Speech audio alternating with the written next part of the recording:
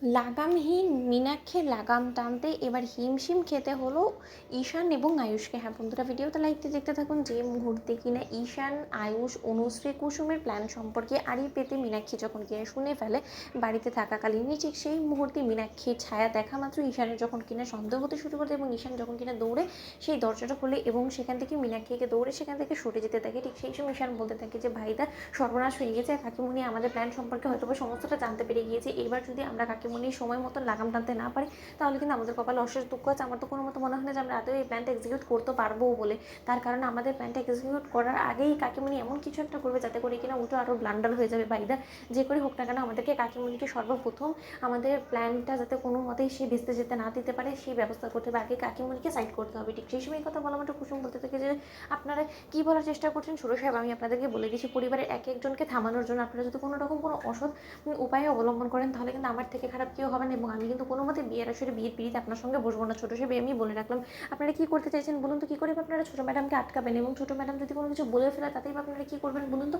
কোনো না কোনোভাবে তো দেবীমা জানতে পারবে। কিন্তু আপনারা এরকমভাবে প্ল্যান করেছেন যাতে করে কিনা আমার বাবা থেকে শুরু করে প্রত্যেকটা মানুষ ঠকে যায় এবং এই সমস্ত কিছু করে আপনাদের কি মনে হয় আদৌ যে ছোটো সাহেব এবং আমি আমাদের জীবনটা সুখে ভরে যাবে এবং আমরা সুখে ঘর সংসার করতে পারবো? এতে করে বড়দের আশীর্বাদ তো পাবোই না, উল্টো সমস্ত লোকের আমাদেরকেই ভুল বুঝবে, তখন কি হবে?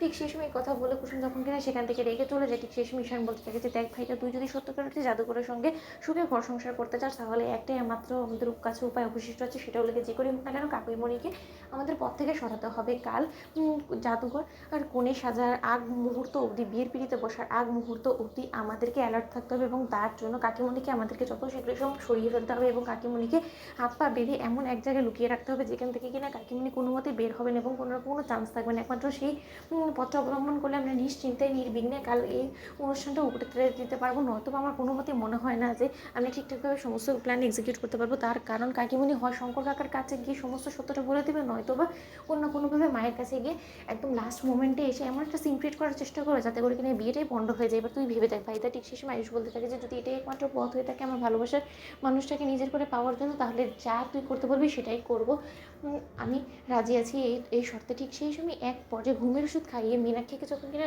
ঘরে অজ্ঞান করে ওর হাত পা বেঁধে ওকে স্টোর রুমে বেঁধে রাখা হয়, ঠিক সেই মুহূর্তে মীনাক্ষীর সেন্স ফিরে আসা মাত্রই পরদিন ভোর হয়ে যায় এবং মীনাক্ষী বলতে থাকে যে কী ব্যাপার, আমাকে অচেতন করে হাত পা বেঁধে এখানে চেয়ারের সঙ্গে গিয়ে বেঁধে রেখেছে এবং আমি কোথায় আছি এই মুহূর্তে?